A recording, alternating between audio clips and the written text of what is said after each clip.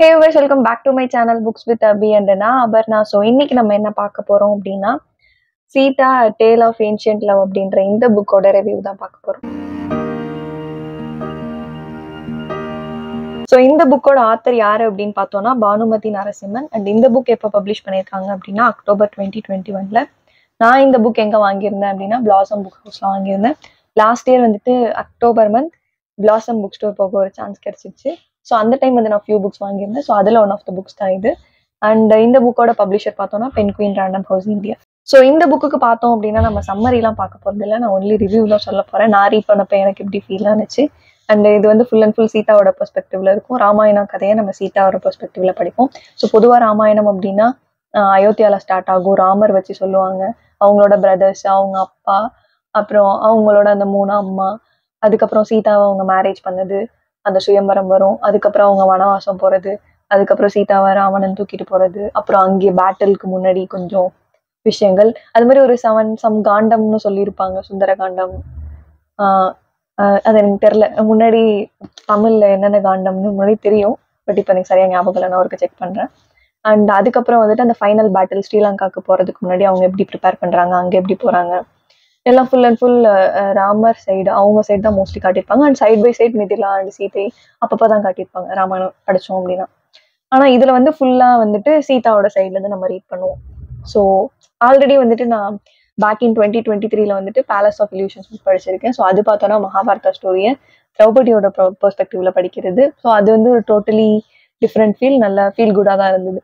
So அதே மாதிரி ஒரு ஃபீமேல் பெர்ஸ்பெக்டிவ் எப்படி இருக்கும், அதுவும் சீதாவோட பெர்ஸ்பெக்டிவ் எவ்வளோ ஒரு ஜென்டிலான ஸ்வீட்டான கேரக்டர், ஒரு டிவைனான கேரக்டர். ஸோ அதை ரீட் பண்ணுறப்ப நமக்கு எப்படி ஃபீல் ஆகும். நான் வந்துட்டு நிறையா பவர்ஃபுல் ஃபீமேல் ஃபிக்ஷனல் கேரக்டர்ஸ் அந்த மாதிரிலாம் படிச்சிருக்கேன். But this is something different. So நம்ம ஆட்டோமேட்டிக்காக நமக்குள்ள ஒரு நம்ம அப்படி டிவைனாக ஃபீல் ஆகும்.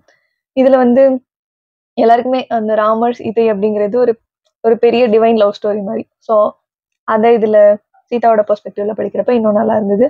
ஸோ நிறைய பாயிண்ட்ஸ் இருக்கு, நம்ம இந்த வீடியோவில் பார்க்கலாம். ஸோ இது வந்து பார்த்தோன்னா ரிவ்யூ வீடியோ தான். இது ரீட் பண்ணுறதுக்கு ஒரு மீடியம் லெவல் ரீடு, ரொம்ப ஈஸியாக இருந்துச்சுன்னு சொல்ல முடியல, ரொம்ப கஷ்டமாக இருந்துச்சுன்னு சொல்ல முடியல, ஒரு மீடியம் லெவல் ரீட். அது நல்லா இருந்தது.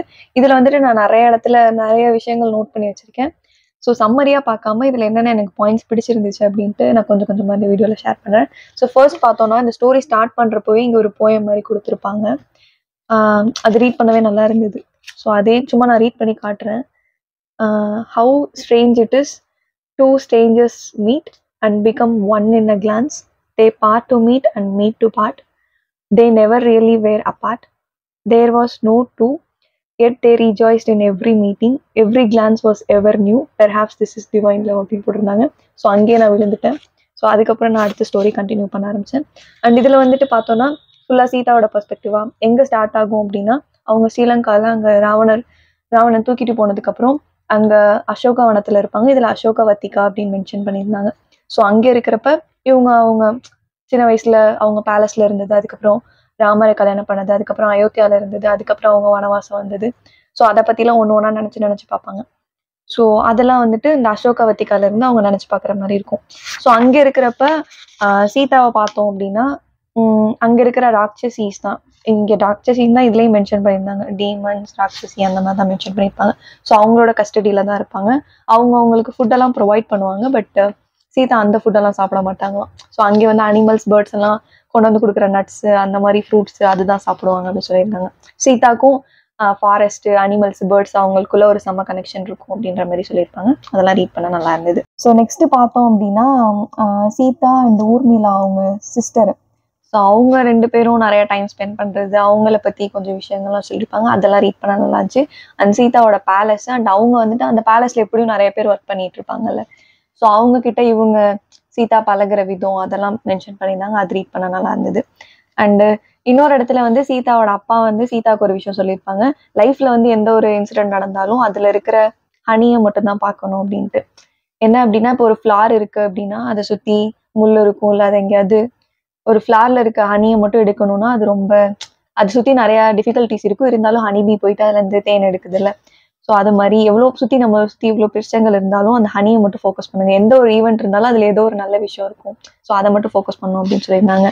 அந்த பாயிண்ட் நல்லா இருந்துச்சு. இந்த புக் பொறுத்தவரை ரிவ்யூ வந்து சொல்றதை விட எனக்கு அங்கங்கே நிறைய அண்டர்லைன் பண்ணி வச்சிருக்கேன். இதில் இருக்க வேர்டிங்ஸ், நரேஷன், அந்த டிஸ்கிரிப்ஷன்லாம் நல்லா இருக்கு.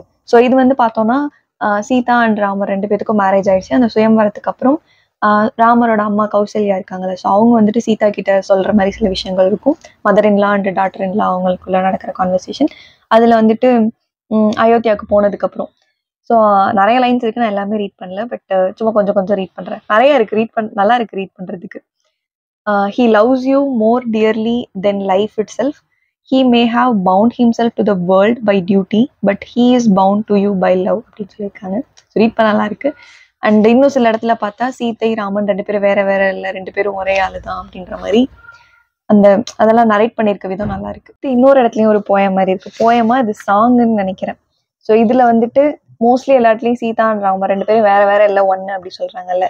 ஸோ அதுக்கு வந்துட்டு இதுல என்ன கொடுத்துருக்காங்கன்னா, தி I and mind R last, அதாவது நான் என்னோடது அப்படிங்கிறதெல்லாம் போயிடும் எப்போனா when true love is found அப்படின்ற ஒரு லைன் இருந்துச்சு. ஸோ நல்லா இருந்துச்சு. அது மாதிரி இதுல வந்து சீதா அண்ட் ராமர் சுயம்வரம் அந்த டைம்ல, சீதாவோட சுயம்வரம் டைம்ல லக்ஷ்மணாவை வந்துட்டு சீதாவோட சிஸ்டர் வந்து ஊர்மிளா அவங்க பார்த்துருப்பாங்க. ஸோ அந்த சாப்டர்ஸ் ரீட் பண்ணப்ப அதுவும் நல்லா இருந்தது. அண்ட் ஆஃப்டர் மேரேஜ் வந்துட்டு இவங்களோட வனவாசம் போற மாதிரி ஒரு சுச்சுவேஷன் வந்துடும். ஸோ அதுல வந்து ராமர் கூட சீதா அவங்களும் நானும் வனவாசம் வரேன்னு போயிடுறாங்க.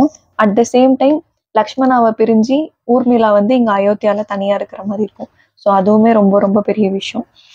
ஸோ அதெல்லாம் ஆல்ரெடி எனக்கு தெரியும், பட் இருந்தாலும் இங்க ரீட் பண்ணப்ப அண்டர்லைன் பண்ணி வச்சிருக்கேன். ஸோ அதெல்லாம் ஒன்று நான் சொல்லிட்டு இருக்கேன். இன்னொரு முக்கியமான விஷயம் சொல்ல மாட்டேன், இந்த புக்ல வந்துட்டு இந்த மாதிரி இலிஸ்ட்ரேஷன் நிறைய கொடுத்துருக்காங்க. எங்கன்னா மிதிலால சீதையை பார்த்தது, சீதா அண்ட் ஊர்மிளா காட்டுல ஏதோ சம்திங் ஹார்ஸ் ஓட்டிட்டு போயிருக்காங்க. அப்புறம் Sita and Ramar first time meet பண்ணது, இது ராமரோட ஹாரோஸ்கோப்னு கொடுத்துருக்காங்க. அப்புறம் சீதா அண்ட் அவங்க அம்மா. அடுத்து வந்துட்டு நம்ம சின்ன பிள்ளைல குகன் அப்படின்ற ஒரு கேரக்டர், அந்த ஸ்டோரி படிச்சிருப்போம் தமிழ் புக்ஸ்ல, அதை பத்தி கொடுத்துருக்காங்க. அப்புறம் இன்னும் நிறைய இலிஸ்ட்ரேஷன்ஸ் இருக்கு, இடையில கொஞ்சம் மட்டும் கொடுத்துருப்பாங்க, அது பார்க்கவும் நல்லா இருந்தது. அடுத்த ஒரு லைன் எனக்கு கிடைச்சிருக்கு, all she wanted was to be by Rama's side, nothing else mattered அப்படின்ட்டு ஒரு லைனும் இருக்கு. She was precious beyond measure, he loved her more than life itself, his world was filled with many responsibilities, but she was his joy, her presence was the only comfort that he sought. இந்த மாதிரி நான் நிறைய line underline பண்ணி வச்சிருக்கேன். So இதுக்கப்புறம் பார்த்தோம்னா இந்த புக்ல மோஸ்ட்லி எல்லாமே நமக்கு ஆல்ரெடி ராமாயணம்ல இருக்கிற ஸ்டோரி தான், பட் எல்லாமே நம்ம சீதை சைடு படிப்போம். ஹனுமன் வந்து அங்கே அசோகாவதிக்காக்கு வர்றது, அதுக்கு முன்னாடி என்ன ராவணன் வந்து சீதாவை தூக்கிட்டு போறது. ஸோ அதுக்கப்புறம் இதுல வந்து நம்ம பேட்டில் சீன்ஸ்லாம் பெருசா எதுவும் படிக்க மாட்டோம், சும்மா கொஞ்சம் கொஞ்சம் டிஸ்கிரிப்ஷன் கொடுத்துருப்பாங்க. அந்த பேட்டில்ல கடைசி பேட்டில்ல என்னாச்சு அப்படி சொல்லியிருப்பாங்க. பட் எதுவும் சீதா வந்து அந்த பேட்டில் நேர்ல அவ்வளவா பார்த்துருக்க மாட்டாங்கல்ல, யாரோ ஒருத்தவங்க சொல்றதை வச்சுதான் இவங்களுக்கு தெரியும். ஸோ அது மாதிரி அந்த போர்ல என்ன நடக்குது அப்படின்ட்டு குட்டி குட்டி விஷயம் மட்டும் தான் இவங்களுக்கு தெரியும். ஸோ நம்ம போரை வந்து பெருசாலாம் அதில் படிக்க மாட்டோம், ஈஸியா சிம்பிளா முடிச்சிருப்பாங்க.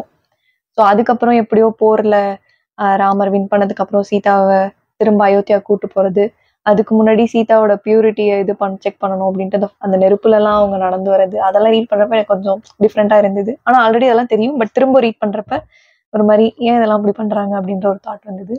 ஸோ அதுக்கப்புறம் வந்துட்டு திரும்ப சீதா காட்டுக்கு போற மாதிரி வரும். ஸோ அந்த ஸ்டோரிலாம் உங்களுக்கு ஆல்ரெடி தெரியும்னு நினைக்கிறேன். அப்படி இல்லைன்னா நீங்க இந்த புக் வாங்கி ரீட் பண்ணுங்க. அப்படி இல்லைன்னா மகாபாரதம் புக்ஸ், ராமாயணம் புக்ஸ் நிறைய இருக்கும், நிறைய ஆத்தர்ஸ் எழுதியிருப்பாங்க. ஸோ அதுல எதுனாலும் நீங்க வாங்கி ரீட் பண்ணி பாருங்க. அண்ட் அதுக்கப்புறம் லவா குஷா அவங்க பிள்ளைங்க பிறக்கிறது, ட்வின்ஸ் பிறப்பாங்க. ஸோ அவங்க கிட்ட சீதா இந்த ஸ்டோரி எல்லாம் திரும்ப சொல்றது, ராமர் பத்தி சொல்றது. ஸோ அந்த லவா குஷாக்கு ஸ்டார்டிங்ல வந்து ராமர் தான் தன்னோட அப்பா அப்படின்னு தெரியாது.